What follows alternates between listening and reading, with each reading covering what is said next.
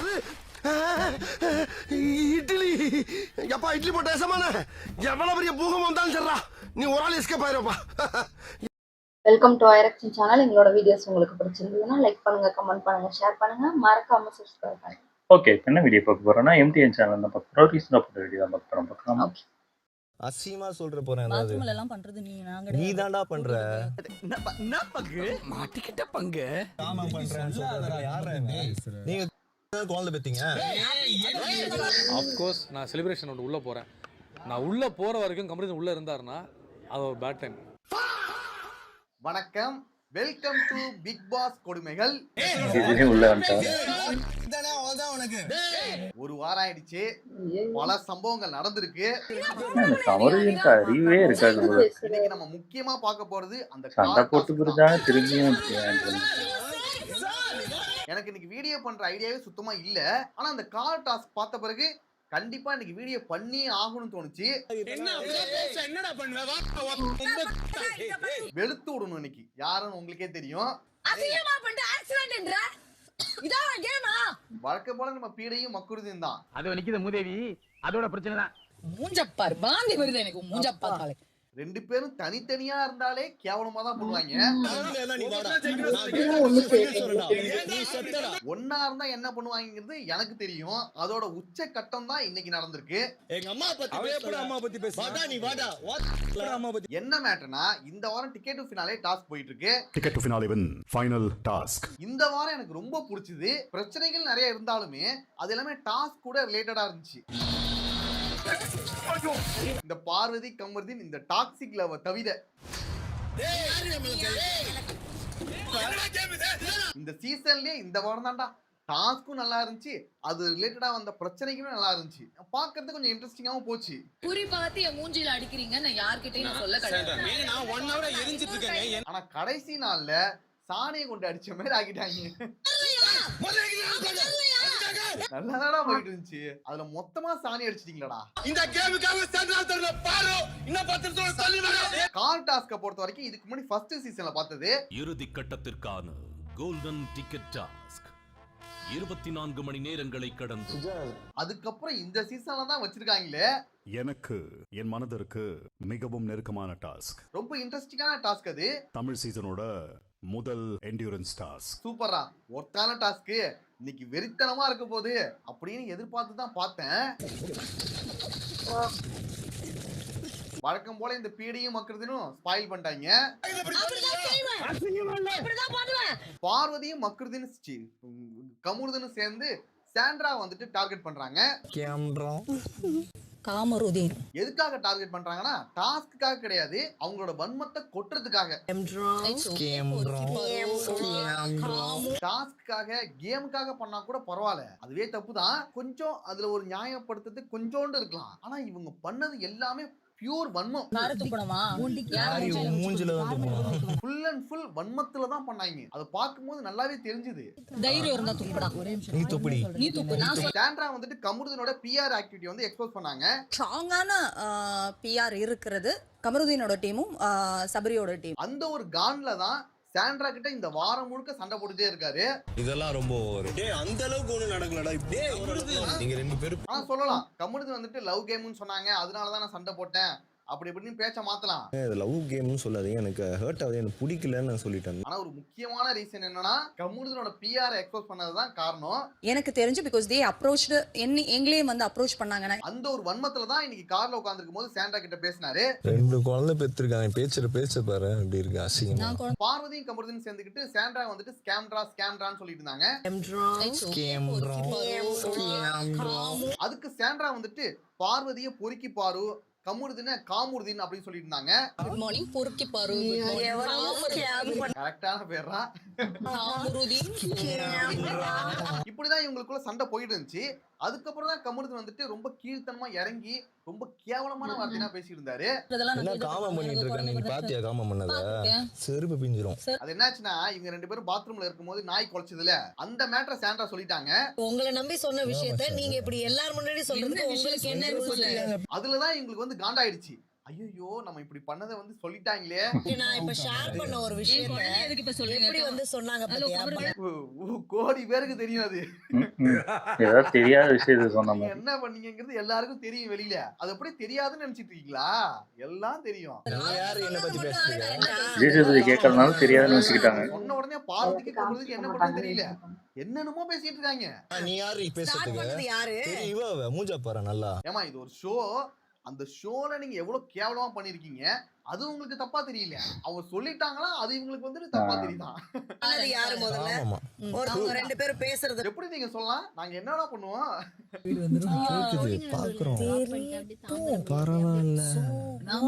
அத பத்தி பேசுறது உங்களுக்கு தப்பா தெரியுதுல, அப்ப நீங்க அதை செஞ்சிருக்கீங்களே, அது உங்களுக்கு தப்பா தெரியல. அன்னைக்கு நாய் குறைச்சது நீங்க நினைக்கிறீங்க இவ்வளவுதான் நான் சொன்னேன். ஆனா இவ்வளவு கேமரா இருக்கு, மைக் இருக்கு, அத பத்தி நான் யோசிக்காம என்னென்னமோ பண்ணுவீங்க. அன்னைக்கு நாய் குறைச்சது அத சொன்னதுக்கும் இதுல எப்படி கனெக்ட் பண்ணி எப்படி சொல்றாங்க? இதுல வர 24 hours லைவ் வேற ஓடுது. அதெல்லாம் தெரியாமையா நீங்க பண்ணிட்டு இருக்கீங்க? நாய் குலைச்சது எல்லாரும் பார்த்துட்டாங்க. எல்லாம் தெரிஞ்சு எல்லாம் தெளிவா தான் நீங்க பண்ணிட்டு இருக்கீங்க. ஆனா ஒரு நடிப்பு போட்டுறீங்க.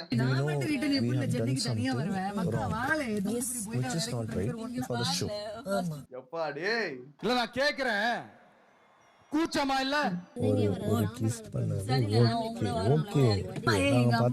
அவ இவ வாடி போடி பொறுக்கி செருப்பு பிஞ்சிரும் இந்த மாதிரி ஏகப்பட்ட வார்த்தையை விட்டுட்டான். நீ யாரு என்ன பத்தி பேசுறீங்க? நீ யாரு என்ன பத்தி? சாண்ட்ராவும் பேசினாங்கதான். ஆனா இவன் ரொம்ப எக்ஸ்ட்ரீம் லெவல் இறங்கி பேசிட்டான். ஆனா இதுல நீங்க நல்லா நோட் பண்ணீங்கன்னா உங்களுக்கு தெரியும், பார்வதி வந்து அவ்வளவா வார்த்தையை விடவே இல்லை. இந்த மக்கூர் நிறைய வார்த்தை விட்டுட்டான். வீட கூட சேர்ந்து சேர்ந்து இவன் பி ஆகிட்டே இருக்கான். உன் கேரக்டர் தெரியுது. ஆளு மூஞ்சிங்க பாரு நல்லா. ரெண்டு பேரும் ஒன்னாதான் இருக்காங்க, சண்டை போடுறாங்க. ஆனா பார்வதி அதுல தெளிவா இருக்காங்க. தள்ளி விட்டதெல்லாம் பார்வதி கண்டுக்க மாட்டாங்க. ஆனா பார்வதி தெளிவா இருக்கும். ஃபெமினிஸ்ட், சமூகத்தில் நடக்கக்கூடிய பிரச்சனைகளை பத்தி பேசுவேன், சமூகத்தில் பேச முடியாத விஷயங்கள் கூட பேசுவேன், பெண்களுக்காக சப்போர்ட்டிவா இருப்பேன். இந்த மாதிரினா பேசுற பார்வதி ஒருத்தன் ஒரு பொண்ணை கேவலமா பேசிட்டு இருக்கான், அத பத்தி கேட்கவே மாட்டாங்க. இவங்களும் சேர்ந்து பேசிட்டு இருக்காங்க. வாயை மூட சொல்றா, வயசுக்கு நல்லா ஏத்தி விட்டுட்டு இருக்கு கூட இருந்துகிட்டே. எதுக்கு இத பேசணும் நான் கேக்குறேன். அப்ப அத பேசாதீங்க. புரியுதா? அவன் சும்மா இருந்தாலும் இவ சும்மா இருக்க மாட்டாளடா. அந்த மாதிரி தான் இருக்கு. யார் இவங்க ஃபர்ஸ்ட் லூஸ் எல்லாம் உள்ள விட்டாங்க. அப்படியே ஏத்தி விட்டு அவனை ரெட் கார்டு வாங்குற நிலைமைக்கு ஆக்கி விட்டுட்ட. யார் இவ? என்ன பெத்த தாயாவ அடிப்பான் இவள. இதுல ஒரு ஆளை பத்தி சொல்லி ஆகணும். நம்ம பூதம் பாரு கூட நம்பிட்டு போயிடலாம் பொழுது. அதான் நம்ம மக்களுக்கு ஃப்ரெண்டு பூத்தன். அது என்ன சொல்லுவா, நீங்க பார்வை கூட நம்பலாம், ஆனா அரராவை நம்ப கூடாது. பார்வை கூட நம்பிட்டு போயிடலாம் பொழுது. நண்பன் கிடையாது அவன். சரியான முட்டாளு. எனக்கு தெரிஞ்ச மேபி கமருதீன் சாவட்டோனே மாட்டி விட்டு போயிருப்பான். குடிக்காம கூட இருந்திருக்கும். சாவு இது பண்ணி அப்படிங்கறத சித்து ஜில்லாடியா இருக்காங்க. இல்ல இத்தனை நாள் வெளியில பாத்துட்டு இருக்க ஒரு ஃப்ரெண்ட் வந்துட்டு இந்த மாதிரி அட்வைஸ் பண்ணுவாங்க. மேபி அதான் பொறாம பிடிச்சி இப்படி ஆப்போசிட்டா சொல்லிட்டு ஓட்டாரு. இவ்வளவு நாளா வெளியில இருந்துகிட்டு பிஆர் ஆக்டிவிட்டி எல்லாமே பண்ணிக்கிட்டு எல்லாத்தையும் தெளிவா பாத்துட்டு அதுக்கப்புறம் உள்ள போய் ஒருத்தன் இப்படி சொல்லிருக்கானா, எப்படிப்பட்ட ஆளுங்க அவன்? பூராவோட கேம்க்கு மத்தவங்க டிபெண்ட் பண்ணி தான் கேம் விளையாடுறாங்க. சொல்றாங்கன்னா அது கண்டிப்பா எடுத்துக்காது. அது கமருதனோட அக்கா கூட சொல்லுவாங்க, சேராத, இது வேணாம், வெளியில வந்து பாத்துக்கலாம் விட்டுருன்னு. நம்ம வெளியே போகும்போது வெளியே நம்ம. ஆனா இந்த பூத்தன் வந்துட்டு தப்பான அட்வைஸ் கமருதன் கொடுத்துட்டு, கமருதன் மட்டும் இல்ல இன்னொருத்தருக்கு தப்பான அட்வைஸ் தான் கொடுத்துருக்கான். சை முடிச்சு விட்டீங்க போங்க. நல்லா போயிட்டு இருக்கு மச்சான், உன் கேம் நல்லா தான் விளையாடுற. பார்வதியும் கமருதன் திருந்தாத ஜென்மங்கள். அடிச்சுப்பாங்க, கூடிப்பாங்க, என்ன ரெண்டுமே ஒரே கலிசரி. நீ வைக்காதடா, உன்கிட்டலாம் கேட்கவே முடியாது. ஒரே ஒரு ஆசை என்னன்னா, பார்வதியும் கமருதனும் இப்ப ஒன்னா இருக்காங்களே அதே போய் வெளியில போய் ஒன்னா இருக்கணும். சாபமே தெரியலையே, ஏதோ வாழ்த்து மாதிரி இருக்கு. என்ன பண்றது? நம்ம ஆர்ட் பீர் கோல் பா. நாசமா போங்க, போ நாசமா போ, நாசமா போங்க போங்க. அது மட்டும் நடந்தா சந்தோஷமா இருக்கும்டா. வயசு சொல்றீங்க. சபரி சொல்றாரு, வினோத் சொல்றாரு, விக்ரம் சொல்றாரு, திவ்யா சொல்றாங்க. இந்த மக்குருதின் யார் சொல்றதையும் கேட்கவே இல்ல. இங்க என்ன இப்ப கன்சர்ன்னா டாஸ்க்ல தான் நாங்களும் இருக்கோம். திவ்யா அமிர்தம் கிட்ட சொல்லும் போது அத பார்வதி வந்து ஸ்டாப் பண்றாங்க. ஆகா நம்ம பிளானை கெடுத்துறா போல, அதை விடக்கூடாது. அதே போல வினோத் வந்து பாட்டு மூலமா அவனு சொல்றாரு,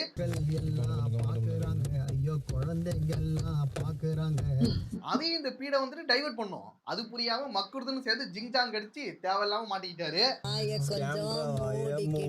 நல்லா பாடினா நல்லா இருக்கும். கமருதன் ஓவரா பேச இவன்டா மனுஷன் பேசுவானடா அப்படின்னு சொல்லிட்டு சாண்டா சைலண்ட் ஆயிடுவாங்க. அதுக்கப்புறம் பார்வதியால என்ன பண்றதுன்னு தெரியாது. அப்பதான் ஒரு பிளான் பண்றாங்க. இவங்க யாருன்னு என்ன கேக்குறதுக்கு? அது பிளான்னா கிடையாது, வன்மம். வன்மம் தான், பியூரான வன்மம் தான். எப்படியாச்சும் சாண்ட்ரா வெளியில தள்ளிடணும், அந்த வாய்ப்பு நம்மள்ட்ட இருக்கு, அதை யூஸ் பண்ணிப்போம்னு சொல்லிட்டு சாண்ட்ரா வந்துட்டு 2 பேரும் பிளான் பண்ணி தள்ளுறாங்க. அதை ஸ்டார்ட் பண்ணதே இந்த பீடை தான் ஃபர்ஸ்ட். இந்த பீடையும் மக்களும் சேர்ந்து சாண்ட்ராவை தள்ளி விடுறாங்க. தள்ளி விடுறத பார்க்கும்போது ரொம்ப பயமா இருக்கு. காருக்குள்ளேயே ரொம்ப நேரம் உட்காந்தா டயர்ட் ஆகும், கால் மரத்து போகும், சுச்சு வரும், கக்கா வரும், பசி எடுக்கும். இந்த காரணத்தினால போனா நல்லா இருக்கும்ல, அது பாக்குறதுக்குமே நல்லா இருக்கும்ல. இவங்களே ஃபோர்ஸ் பண்ணி தள்ளி விடுறது கேம்காக பண்ணிட்டாங்கன்னு வச்சுப்போம். ஒரு சில பேர் முட்டு கொடுக்கலாம், இது கேம்காக தானே அவங்க பண்ணாங்க, அவங்க டாஸ்க்காக தானே இது மாதிரி பண்ணாங்க, மத்தபடி அவங்க நல்லவங்க தான், கேமர் மக்குருதீன் கமருதீன் அப்படின்னு ஒரு சில பேர் கேம்காக இவ்வளவு கேவலமா பண்ணாலும் அது தப்பு தான். பட் இருந்தாலும் சரி பண்ணிட்டீங்க, தள்ளி விட்டுட்டீங்க, அவங்க வந்து கீழே வந்துட்டாங்க. அதுக்கப்புறம் அவங்களுக்கு மயக்கம் வந்து ஃபிக்ஸ் வந்துடுது. அவங்களுக்கு ஃபிக்ஸ் வந்த பிறகுமே இவங்களுக்கு வன்மம் குறையவே இல்ல. மெடிக்கல் டீம் இருக்குறாங்க, அதெல்லாம் ஒண்ணும் இல்ல, ஒண்ணும் ஆகாது.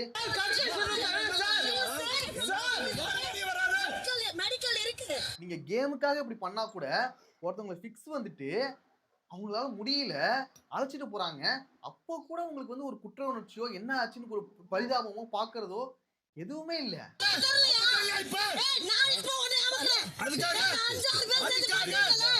மனுஷங்களாடா நீங்க, எவ்வளவு கேவலமா கேக்குன்னு தெரியலடா உங்களை.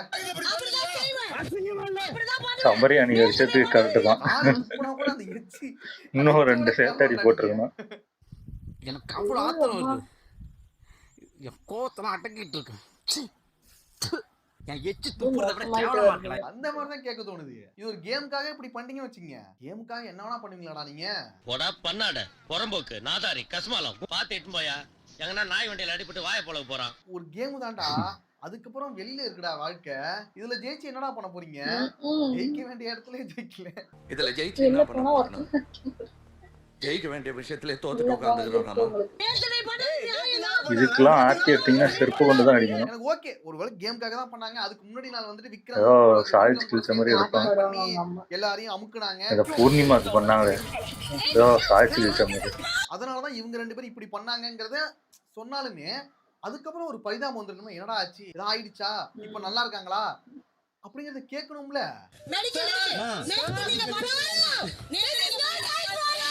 கொஞ்சம் கூட அந்த குற்ற உணர்ச்சியோ அந்த பரிதாபமும் எதுவுமே இல்ல. இந்த கேடுகட்ட 2 கேரக்டரை பத்தி நான் பல நாளா சொல்லிட்டு இருக்கேன். அப்பவும் ஒரு சில பேர் முட்டு கொடுத்துட்டு இருக்கானுங்க. பியரை வச்சு இந்த பீடை ஓட்டிட்டு பாருங்களா.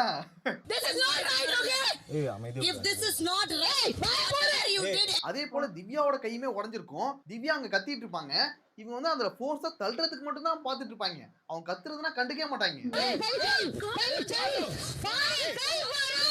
அதுக்கப்புறம் திவ்யா 2 பேரையும் வச்சு செஞ்சிருவாங்க.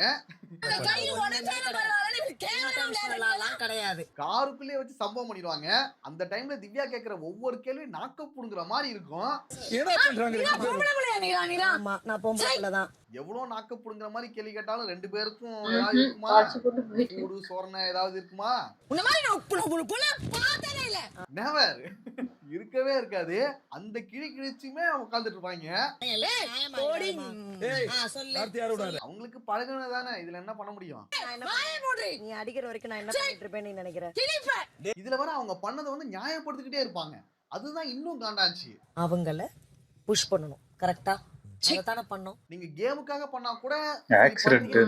ஆனா கேமுக்காக நம்ம இப்படி பண்ணி ஒருத்தவங்களுக்கு அஃபெக்ட் ஆயிடுச்சு, அதை நினைச்சு ஒரு குற்ற உணர்ச்சி இருக்கும்ல, அது சுத்தமா இல்லவே இல்ல. ஆமா நேத்து பண்ண சாக்கடைக்கு தான் இந்த சாக்கடை அவ்வளவுதான். இதே போல பார்வதிக்கு முன்னாடி கண்ணுல அடிபட்டுச்சு, அப்ப நான் பார்வதிக்கு தான் சப்போர்ட் பண்ணேன். இதே விஷயம் பார்வதிக்கு மட்டும் நடந்தனா வச்சுக்கீங்க, என்னென்ன வார்த்தை வெளியே வந்திருக்கும், என்னென்ன நடந்திருக்கும் தெரியுமா? எப்பா வன்மத்தை கக்கிறதுல பார்வதி அடிச்சுக்க ஆளே கிடையாரா. இதுக்கு முன்னாடி நடந்த கில்லர் காயின் டாஸ்க்ல விக்ரம் வந்துட்டு ஒரு பிளான் பண்ணி எல்லாரும் சேர்ந்து எல்லாரையும் போட்டு அமுக்குவாங்கல்ல, அவங்க அப்படி பண்ணதுனாலதான் நானும் இப்படி பண்ணேன்னு சொல்லிட்டு பார்வதியும் கமருதியும் சொல்லிட்டு இருப்பாங்க.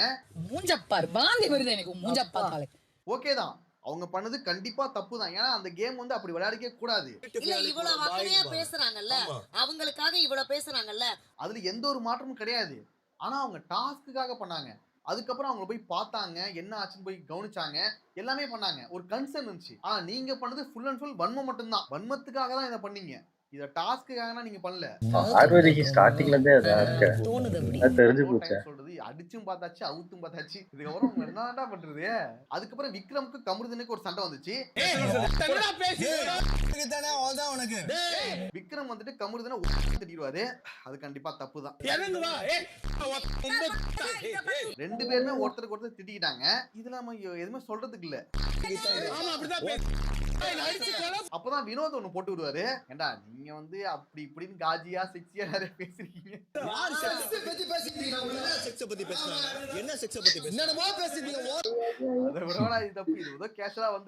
அப்படின்னு சொல்லுவாரு. அது இப்படி கொண்டு போயிட்டு இருக்காரு. அப்புறம் வந்து ஒத்தைக்கு ஒத்தைக்கு வரியாடா, ஆம்பளியாடா, இப்படி பேசிட்டு இருக்காங்க. அடுத்து சாண்ட்ராவோட ஹஸ்பண்ட் வேற உள்ள வருவாரு. நெக்ஸ்ட் வீக் வருவாங்களா இல்ல அடுத்த வீக் வருவாங்களான்னு தெரியல, ஆனா உள்ள வருவாரு. நான் உள்ள போற வரைக்கும் கமருதன் உள்ள இருந்தாருன்னா அது ஒரு பேட் டைம். அப்ப பிரஜினுக்கும் கமருதனுக்கும் ஒரு கிளாஷ் இருக்கும்னு நினைக்கிறேன். நான் உள்ள போகும்போது அவர் இல்லைன்னா அவர் குட் டைம் எப்படியான எடுத்துக்கலாம். மார்னிங் பார்க்கும்போது நமக்கே காண்டாகுது. ஆனா ஒரு ஹஸ்பண்டா சொல்ல முடியாது, அடிக்கிறது வாய்ப்பு இருக்கு. செம்ம கடுப்புல இருப்பாருன்னு நினைக்கிறேன். ஒரு சம்பவம் என்ன இருந்தாலும் அவரோட வைஃப் சாதாரண ஒருத்தனா இருந்தா உள்ள பூந்துட்டான், எனக்கு என்ன பண்ணமோ நான் ஒரு கண்டஸ்டன்ட் பண்ணிருப்பேன். சாண்ட்ரா வெளியில போன பிறகு அதுக்கப்புறம் பார்வதி வந்துட்டு காலை வந்துட்டு முன்னாடி மூஞ்சுக்கு நேரா வச்சிருப்பாங்க. சுபிக்ஷா பேசிட்டு இருக்கும்போது அவங்க மூஞ்சுக்கு முன்னாடி காலை வச்சிருப்பாங்க. அது ரொம்ப கேவலமா இருந்துச்சு. என்ன கேவலமா திட்டுனே தெரியல. அதுக்கப்புறம் திவ்யா தலையிலயும் படும். அப்புறம் திவ்யா திட்டி விட்டுருவாங்க. மேல படாம எங்க வேணாலும் வச்சுக்கோ, மண்டை மேல பட்டுச்சுன்னா கால் இருக்கிறது. இதெல்லாம் என்ன சொல்றேன்னு தெரியலடா, என்ன ஜென்மனே தெரியலடா. காலை வைக்கிறது இங்கதான் வசதியா இருக்கு. ஓகே நண்பர்களே, இப்போ வந்து சாண்ட்ரா ஓகே ஆயிட்டாங்க, அவங்க வந்து வெளியில வந்துட்டாங்க, இப்போ வந்து நல்லபடியா தான் இருக்காங்க. இதுல வினோத்தையும் சபையும் நம்ம பாராட்டி ஆகணும். அவங்களோட கேமை விட்டுட்டு சாண்ட்ரா வந்து தூக்குவாங்க, சாண்ட்ராக்கு இப்படி ஆயிடுச்சுன்னு சொல்லிட்டு. உண்மையாவே அந்த மனசு வந்து யாருக்குமே வராது.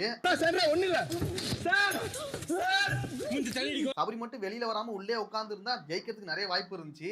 ஆனாலும் அதை விட்டு கொடுத்துட்டு சாண்ட்ராவை பக்கம் வெளியில வந்துருவாரு, அதெல்லாம் பெரிய விஷயம். இதுல வினோத் வந்துட்டு எஃப்ஜேவை மிஸ் பண்றேன்னு சொல்லுவாரு. ஆனா எஃப்ஜே மட்டும் இருந்தா வேற மாதிரி இருந்திருக்குண்டா. எஃப்ஜே எங்கடா வர கரெக்டா கணிச்சடா நீ. வினோத் மட்டும் இல்ல, நாங்களும் தான் மிஸ் பண்றோம். ஓகே நண்பர்களே, அவ்வளவுதான் வீடியோ. நெக்ஸ்ட் ஒரு வீடியோல பார்க்கலாம். ஆமா ஆமா, எனக்கு தெரிஞ்சு இது டூ மச் தான். எனக்கு தெரிஞ்சு நம்ம சொல்லலாம் பிரஜன் ஓர துள்ளுறாரு, அவன் ஒய்ஃப அப்படி திட்டினா இப்போ பசங்களாம் அவங்க பசங்க பார்த்துருக்கோம், எவ்வளோ கஷ்டமா இருக்கும் அவங்களுக்குலாம். இல்லை அவங்களோட அம்மா அப்பா அவங்க பார்த்துருப்பாங்க, அவங்களுக்கு எவ்வளோ கஷ்டமா இருக்கும். அது கேம். இப்போ ஒரு கேம் விளாண்டு அது தள்ளி விட்டு விழுறது வேற. இந்த கேம் அந்த மாதிரி ஒரு கேமே கிடையாது.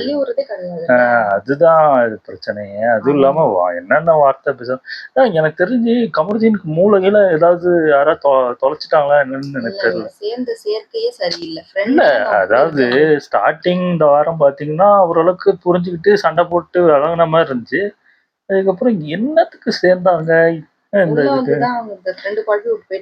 இல்ல, இந்த வாரம் ஸ்டார்டிங்லயே பார்த்தோம்ல எத்தனை வாட்டி சண்டை போட்டாங்க, திரும்பியும் ஜாயின் அடிச்சுக்கிட்டாங்க, என்னன்னே தெரியல. இப்போ இன்னைக்கு ப்ரோமோ விட்டுருந்தாங்க, ஏதோ ரெட் கார்டு கொடுக்குற மாதிரி காட்டியிருக்காங்க, எனக்கு தெரியல. காட்டுனாங்க, கொடுத்து அனுப்பி கொடுத்தாங்களா இல்லை சும்மா காமெடி காட்டிட்டு விட்டாங்களான்னு எனக்கு தெரியல. எனக்கு தெரிஞ்சு இது இப்போ நாங்கள் பண்ணுற வீடியோ சண்டே காலைல தான் போட போகிறோம். அதுக்குள்ளே தெரிஞ்சிடும் என்ன நடந்துச்சு எது நடந்துச்சு. பார்க்கலாம் என்ன ஆகுது. ஓகே, என் வீடியோஸ் உங்களுக்கு பிடிச்சிருந்தா லைக் பண்ணுங்கள், ஷேர் பண்ணுங்கள், கமெண்ட் பண்ணுங்கள், மறக்காம ஷேர் பண்ணுங்கள். எல்லாருக்கும்